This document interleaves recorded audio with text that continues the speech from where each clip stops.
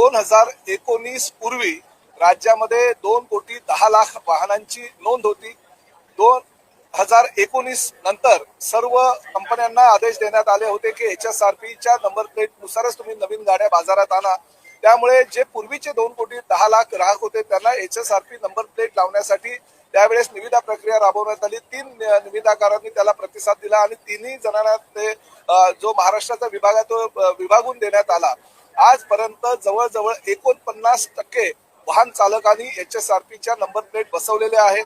आजपर्यंत परिवहन खात्याच्या माध्यमातून 5 वेळा मुदत वाढ देण्यात आली होती. सर्वसामान्य वाहन चालकांना वाहनधारकांना सांगण्यात आलं होतं की 30 जून पूर्वी आपण आपली गाडीची नंबर प्लेट जी आहे ती HSRPची बसावी, अन्यथा कारवाई करावी लागेल.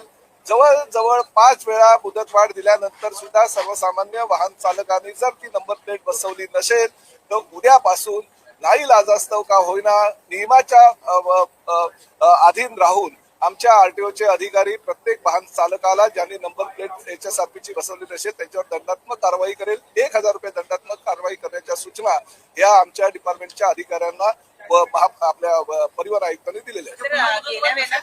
पूर्ण मुदत वाढ नसेल, शेवटची तारीख आजची आहे. उद्यापासून दंडात्मक प्रक्रिया जी आहे ती चालू होईल. कारण देशामध्ये आणि प्रामुख्याने राज्यामध्ये ज्या पद्धतीनं देशविघातक शक्तींकडून काही हल्ले करण्यात आले, काही अतिरेकी कारवाई करण्यात आल्या आणि अतिरेकी कारवाई करत असताना गाड्यांचा वापर मोठ्या प्रमाणात करण्यात आला होता.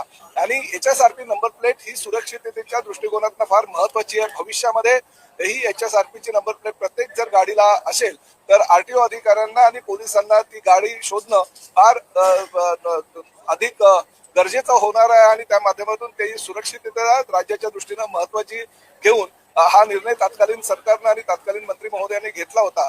परंतु जर प्रवाशांनी किंवा वाहन चालकांनी अजूनपर्यंत जर नंबर प्लेट बसवली नसेल तर माझी परिवहन मंत्री म्हणून विनंती आहे, आज शेवटचा दिवस आहे, त्यांनी ताबडतोब नंबर प्लेट बसवण्यासाठी किमान अर्ज जरी केला तरी त्यांना दंडातून सूट देण्यात येईल. पण अर्जही केला नसेल आणि त्यांनी शासनाची जी योजना आहे किंवा जो नियम आहे त्याची पायबंदी केली असेल तर नाईलाजास्तव त्यांच्यावर कारवाई करावी.